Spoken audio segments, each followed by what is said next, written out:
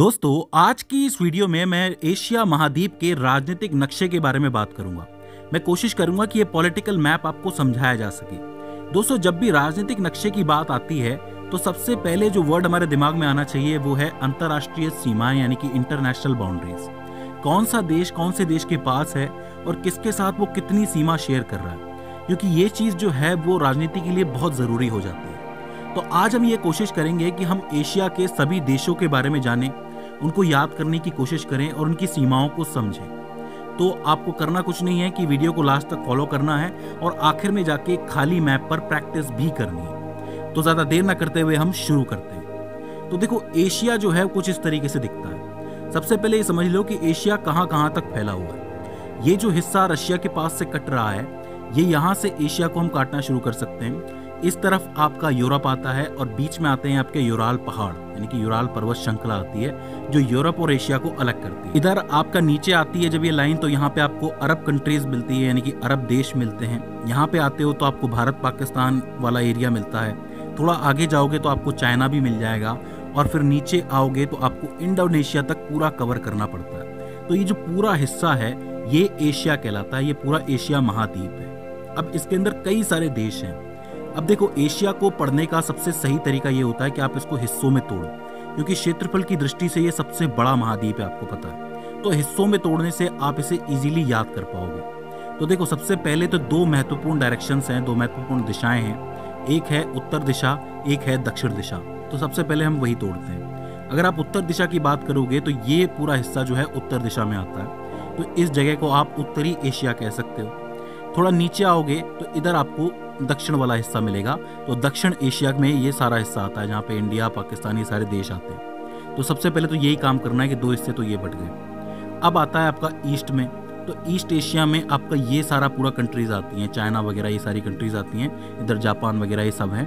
तो ये सब कुछ ईस्ट में आ गया। यहाँ ईस्ट और साउथ के नीचे की तरफ देखोगे तो ये साउथ ईस्ट बनता है। तो ये पूरा हिस्सा जो है साउथ ईस्ट एशिया कहलाता है। इसके अंदर मेनली थाईलैंड, लाओस जैसी कंट्रीज आती हैं, मलेशिया जैसी, वो भी मैं आपको बताऊंगा कौन कौन सी आती है। तो इसको आप साउथ ईस्ट एशिया कहते हो। ये जो हिस्सा आपको दिख रहा है जिसके अंदर आपको मेनली कजाकिस्तान, तजाकिस्तान, तुर्कमेनिस्तान ऐसे देश मिलेंगे जिसके पीछे स्थान लगा हुआ है, ये सेंट्रल एशिया कहलाता है। ठीक है, मध्य एशिया जिसको आप कहते हो। और यहाँ नीचे की तरफ साउथ और वेस्ट के बीच का, इसको पूरी तरह वेस्ट नहीं कहेंगे, साउथ और वेस्ट कहेंगे, तो यहाँ पे साउथ वेस्ट एशिया आता है। मैं आपको बता दूं कि एशिया की सबसे ज्यादा कंट्रीज इसी हिस्से के अंदर है, साउथ वेस्ट के अंदर है। अभी मैं आपको गिनवाऊंगा एक एक करके, अच्छी तरह याद हो जाएगा आपको। ठीक है, तो इसका मतलब ये 6 हिस्से हैं जिसके अंदर आप एशिया को बांट सकते हैं। अब सबसे कम देश जिस हिस्से में है वहां से हम शुरू करेंगे और सबसे ज्यादा देश जिस हिस्से के अंदर है वहां जाके खत्म करेंगे, तो हमको इजीली याद हो जाएगा। यहाँ तक कोई दिक्कत है पार्ट्स में बांटने में? कोई नहीं होनी चाहिए, बहुत ही सिंपल है। सबसे पहले बात करते हैं उत्तरी एशिया की, यानी कि नॉर्थ एशिया की।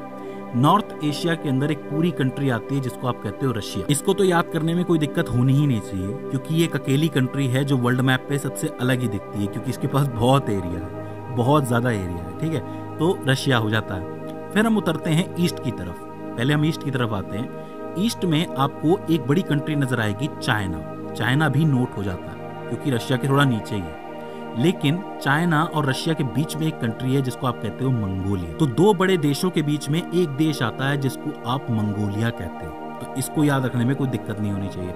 अच्छा, जापान में इधर की तरफ पूर्वी हिस्से में आपको 2 हिस्से नजर आएंगे, टूटे हुए हैं, बीच में लाइन भी नजर आएगी। ऊपर वाला हिस्सा थोड़ा नॉर्थ की तरफ है, यानी कि उत्तर की तरफ है, और नीचे वाला हिस्सा साउथ की तरफ है। तो इसका मतलब ऊपर वाला हो जाता है नॉर्थ कोरिया और नीचे वाला हो जाता है साउथ कोरिया। कोई दिक्कत है?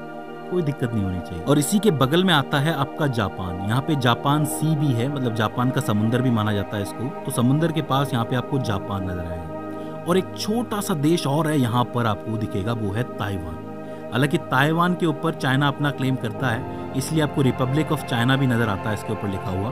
तो ये ताइवान हो जाता है। ये सारा हिस्सा आपका पूर्वी एशिया हो जाता है, तो आप याद रख सकते हो। ऊपर हो गया नॉर्थ, इधर हो गया ईस्ट। ठीक है, इसके बाद आता है आपका साउथ ईस्ट एशिया। मतलब जैसे हमारा ईस्ट एशिया हो गया, हम साउथ ईस्ट एशिया की तरफ चलते हैं। साउथ ईस्ट एशिया में एक कंट्री है जो हमारा पड़ोसी है, वो है म्यांमार। म्यांमार तो याद रह जाएगा आपको। इसके बगल में आपको दिखेगा थाईलैंड, कुछ इस शेप के अंदर है। उस थाईलैंड के जस्ट बगल में है लाओस और यहाँ पे है आपका कंबोडिया। देखो, म्यांमार तो पड़ोसी है तो वो तो याद रह जाएगा। थाईलैंड और लाओस बिल्कुल एक दूसरे से जुड़े हुए हैं, और यहाँ पे है आपका कंबोडिया जो कि बिल्कुल बीच में आपको अलग से नज़र आता है, तो इसे याद करने में दिक्कत नहीं होगी। थोड़ा इधर आके देखोगे तो आपको वियतनाम भी नज़र आएगा। वियतनाम में बहुत सा इलेक्ट्रॉनिक आइटम बनता है, आपको मालूम है, ठीक है। इधर आपको मलेशिया मिलेगा 2 हिस्सों के अंदर, एक ये मलेशिया, एक ये मलेशिया। इस वाले मलेशिया के पास है एक देश सिंगापुर। सिंगापुर बहुत छोटा सा है, इसके ऊपर भी चाइना का हिसाब किताब बैठा हुआ है, आपको मालूम है, ठीक है। और इधर की तरफ आपको एक छोटा सा देश मिलेगा जो कि है ब्रूनेई। ये जो पूरा हिस्सा आपको दिख रहा है ये इंडोनेशिया है, और ये जो अलग हिस्सा है वो है आपका फिलीपींस। और इसी में इंडोनेशिया के पास एक छोटी सी कंट्री और है जिसको ईस्ट टिमोर के नाम से जाना जाता है। तो साउथ ईस्ट एशिया के अंदर कौन कौन सी कंट्रीज हो गई? म्यांमार हो गई, Thailand, Laos, Cambodia, Vietnam, Malaysia जो कि 2 पार्ट्स में आपको नजर आएगा, सिंगापुर, ब्रूनेई, इंडोनेशिया, ईस्ट टिमोर और फिलीपींस। ये वाली जो पार्टी है ये चाइना वाली पार्टी से बिल्कुल अलग है। ये जो चाइना वाली पार्टी मैंने ऊपर आपको बताई थी, China, Mongolia, Taiwan, north Korea, south Korea, Japan, ये अलग पार्टी है। इधर Thailand, Laos, Cambodia, Vietnam, Malaysia वाली अलग पार्टी है। तो अलग अलग ही रखना है। देखो सबसे ऊपर नॉर्थ में रशिया हो गया, नॉर्थ के बाद ईस्ट में आए तो ईस्ट में कौन मिला? ईस्ट में हमें चाइना, मंगोलिया ये सब मिले। फिर साउथ ईस्ट के अंदर आए तो हमें कौन मिला? थाईलैंड, लाओस, कंबोडिया मिले। अब इसके नीचे साउथ पे आ जाओ, साउथ एशिया। साउथ एशिया को याद रखना सबसे आसान काम है, क्योंकि अगर आप इंडियन हैं तो आप तुरंत पहचान जाओगे। सबसे पहले हमें आप मैप के ऊपर अपना देश ही नजर आता है, इंडिया। इंडिया नजर आया तो पाकिस्तान भी आएगा, पाकिस्तान नजर आया तो आपको बांग्लादेश भी नजर आएगा, ये सब एक ही थे पहले। इसके अलावा यहाँ पे नेपाल और भूटान नजर आएगा, और यहाँ पे नीचे आपको श्रीलंका नजर आएगा। इतना आ गया है तो थोड़ा नीचे और आ जाना, यहाँ पे आपको मालदीव्स भी नजर आ जाएगा। तो साउथ एशिया को याद रखना बहुत आसान है। इंडिया पहचानने को बोलूँ तो पहचान लोगे, पाकिस्तान पहचान लोगे, नेपाल पहचान लोगे, भूटान पहचान लोगे, बांग्लादेश पहचान लोगे, श्रीलंका भी पहचान लोगे और मालदीव्स भी पहचान लोगे। तो इसके बारे में तो मैं श्योर हूँ कि ज़्यादातर लोगों को याद ही होगा।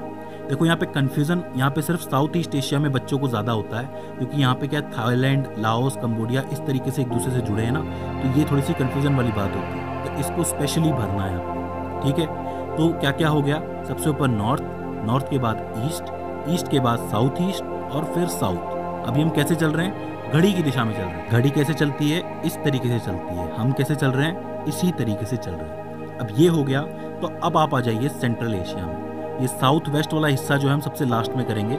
सबसे पहले मध्य एशिया कर लेते हैं। मध्य एशिया में 5 कंट्रीज हैं जिन पे स्थान लगा है। स्थान वालों को याद करना बहुत आसान। देखो यहाँ पे सबसे बड़ा है कजाकिस्तान। कजाकिस्तान के बाद ये वाला हिस्सा है किर्गिस्तान, देखो ये लगा हुआ है इससे। यहाँ पे आपका उज्बेकिस्तान, तुर्कमेनिस्तान और Tajikistan. Kazakhstan, Kyrgyzstan, Uzbekistan, Turkmenistan, Tajikistan, सबके पीछे स्थान लगा हुआ है। इजीली आप याद कर सकते हो। यहाँ पे बीच में एक अफगानिस्तान बच जाता है। अफगानिस्तान को आप भारत वाले हिस्से में ही रखो, क्योंकि वहाँ पे आपको याद करना इजी हो जाएगा। इंडिया, पाकिस्तान, अफगानिस्तान, नेपाल, भूटान, तो कोई दिक्कत नहीं होगी, इनमें मत जोड़ो।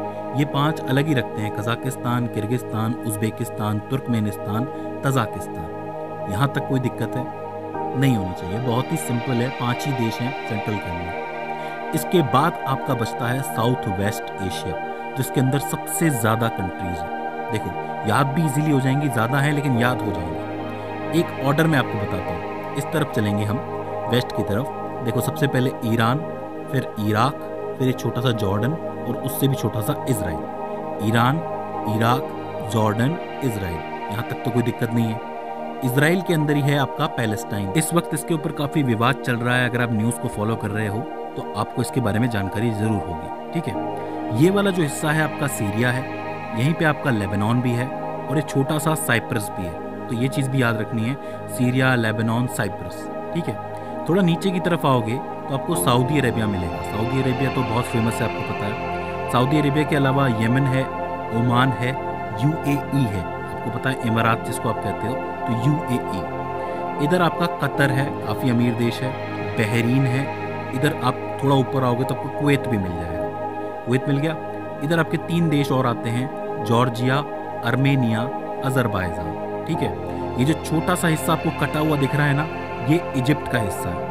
और आखिर में ये थोड़ा सा जो टर्की है, ये भी एशिया का पार्ट है। ये एशिया का भी है और थोड़ा सा यूरोप के अंदर भी है। तो पूछा जाता है कि कौन से वो देश हैं जो एशिया में भी आते हैं, यूरोप में भी आते हैं, तो टर्की का नाम सबसे पहले आता है और इजिप्ट का नाम भी आता है। तो ये चीज़ भी आपको याद रखनी है। तो ये सारे देश जो हैं वो आपके अरब कंट्रीज हो जाती हैं, अरब देश हो जाते हैं। देखो ये ऑर्डर मत भूलना, ईरान, इराक, जॉर्डन, इजराइल, इसके बाद पैलेस्टाइन, सीरिया, लेबनान, साइप्रस, थोड़ा सा इजिप्ट भी है, ये तो याद रह ही जाएगा, Saudi Arabia, Yemen, Oman, UAE, Qatar, Bahrain, Kuwait. ये मैं मानता हूँ एक अलग ही लिस्ट मानता हूँ उसको मैं, क्योंकि इनमें क्या पैसा बहुत है, पैसे वाले अलग से गिन सकते हो आप लोग। ये सऊदी अरेबिया हो गया, यमन हो गया, ओमान हो गया, यूएई हो गया, और कतर हो गया, बहरीन हो गया, कुवैत हो गया। तो इस तरीके से आप इन्हें याद कर सकते हैं। तो ये हो जाता है आपका पूरा एशिया। मुझे उम्मीद है कि मैंने तकरीबन सारे देश कवर कर दिए होंगे। सबसे कम देश कौन से हिस्से के अंदर है? नॉर्थ वाले के अंदर है। सबसे ज़्यादा कौन से में है? साउथ वेस्ट एशिया के अंदर। अब इसके बाद आपका काम ये है कि आप 3 नक्शे खरीद के लाएंगे वर्ल्ड मैप के, पॉलिटिकल मैप के।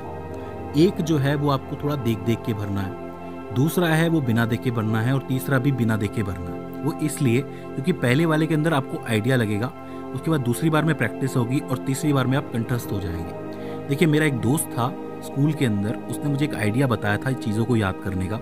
वो ये कहता था कि आपको कोई चीज़ याद करनी है तो अभी आप उसे कीजिए, 1 घंटे के बाद कीजिए, 24 घंटे के बाद कीजिए, फिर 1 हफ्ते के बाद कीजिए, आप उसे कभी नहीं भूलेंगे। मैंने वो आइडिया अपनाया और उसने मेरे लिए वर्क भी किया। तो आपको भी यही करना है कि कोशिश कीजिए कि आप लगातार बार बार एक पर्टिकुलर टाइम पीरियड के अंदर इसकी प्रैक्टिस करते रहें।